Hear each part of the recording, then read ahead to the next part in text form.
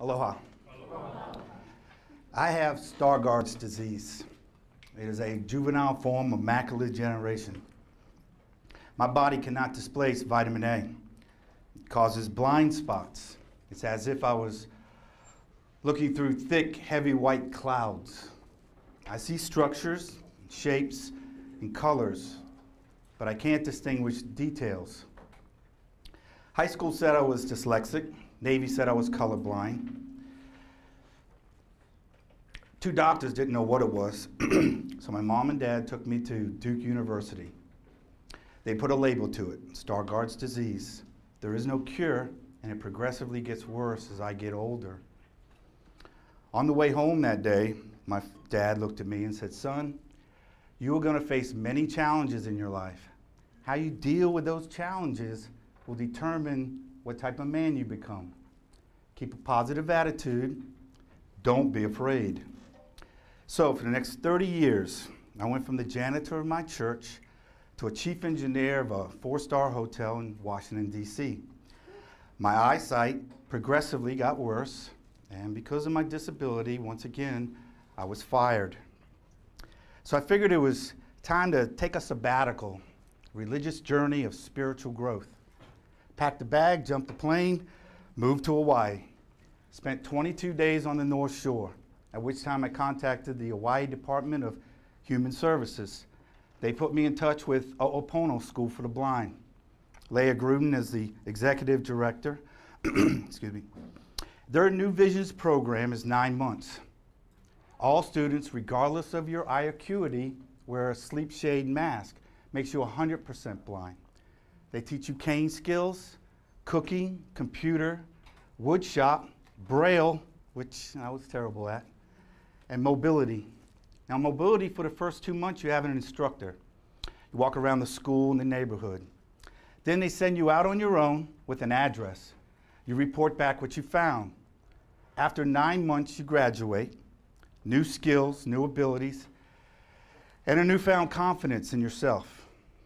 But there are no jobs, and no one's hiring visually impaired or blind people. So me and a friend of mine, Finia Kachita, she's 100% blind, we started roaming around this island looking for opportunities. She found Job Corps of America. I found Olamana Gardens in Waimanalo. I met Glenn and Liz Martinez. They have an internship program on their organic farm that teaches natural farming. I started working with Miss Natalie Cash in the aquaponics system.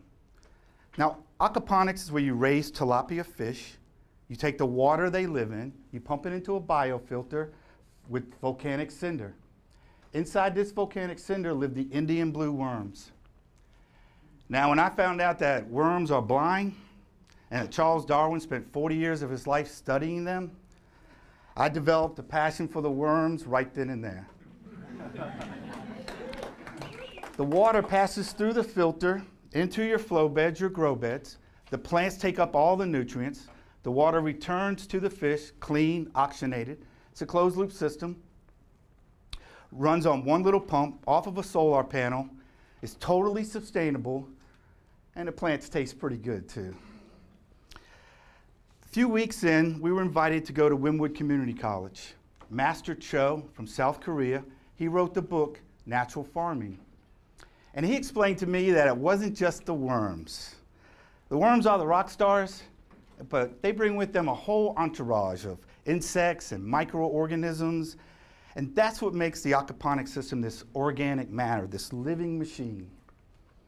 So we're back to the farm and the fairs and the festivals. We get invited to go to the North Shore. We get to meet Mel Bartholomew. He wrote the book on square foot gardening. Now, I'm not a gardener. I know a little bit about worms and fish. But I'm talking to Mel and his staff about how we can implement the square foot garden concept, growing a lot of food in a small amount of space, implementing that with the aquaponics system. Mel explains to me that in his first book, he didn't write about worms. His target audience were beginning gardeners. But he saw the passion that we had for the worms, and he promised in his next book he would dedicate a chapter to worms, worm composting, and worm tea. Now, worm tea is where you take worm poo, worm castings, aerate it in water, Add molasses for bacteria. 24 hours, you have this rich amber color liquid tea. It works as a pesticide, a fertilizer. It just makes everything grow. We joined the Square Foot Garden Association of Hawaii. The president, Charlene, called up in a couple of weeks and invited us to go to the island of Kaho'olawe. When I found out the spiritual nature and the heritage and history that this island has with the Hawaiian culture, I was very privileged to be asked to go. And what Lopaka and Amanda and their crew are doing there, this is extreme gardening at a very high, intense level. And the experience will forever change my life. We go back to the farm and fairs and festivals, and while we're there, Glenn encourages us, all the interns, to watch documentaries. Gershon Therapy, Food Matters, Food Inc., Dirt Tap, The Planet Earth, The Amazing Anatomy. It just makes you a well-rounded person when you're at the fairs, festivals, and especially the tours. There's a lot of kids, and it could be any one of a number of questions. So we're back at the farm. We get invited to go to the Big Island. The University of Hawaii is having a symposium on aquaponics. They have two scientists, one from the Virgin Islands, one from New Zealand.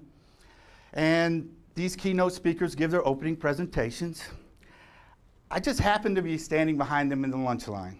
So I figured this is my one opportunity to ask the scientists one question. Gentlemen, what part do you see the worms playing in the aquaponic garden? First scientist, I know nothing about worms. Turned around, started making his lunch.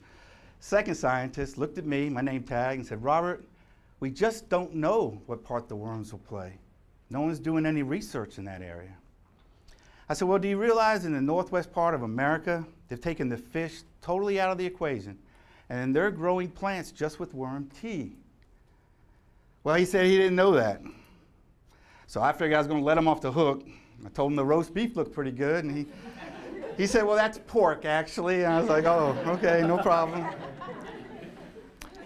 As the week went on, more and more people, the scientists and the professors were on the other side of the room, but more and more people were talking with Glenn and Miss Natalie and myself about natural farming, worm composting, worm tea, and the worms live in the cinder. I left that conference with a tremendous amount of confidence in what I was learning on the farm. We go back to the farm and the fairs and the festivals. That following Saturday afternoon, Dr. Helen Ballantyne, she's a commander with the NOAA organization.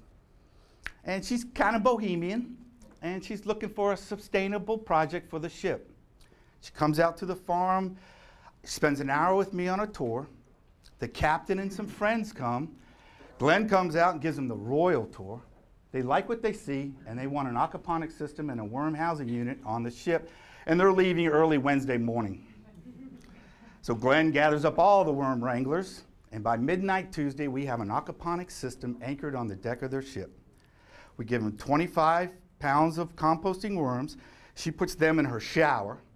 We give them about 30 tilapia fish, and while we were there, the tilapia fish had babies. So now she runs out and gets a small aquarium, and now she has baby tilapias in her stateroom, worms in her shower, and an aquaponics garden, and they set sail. She's writing us the story on Facebook and sending us pictures. The small basil plants we give them are now ready to be harvested in about 3 weeks. They're gone for 62 days. So 21, 24 days they're having fresh basil. The chef is making fresh pesto. The crew is excited about all the herbs on the food. She writes the whole thing up, sends it off to the federal government, and they win a Green Award. Now, we built this system like we did for a lot of the schools here on Oahu.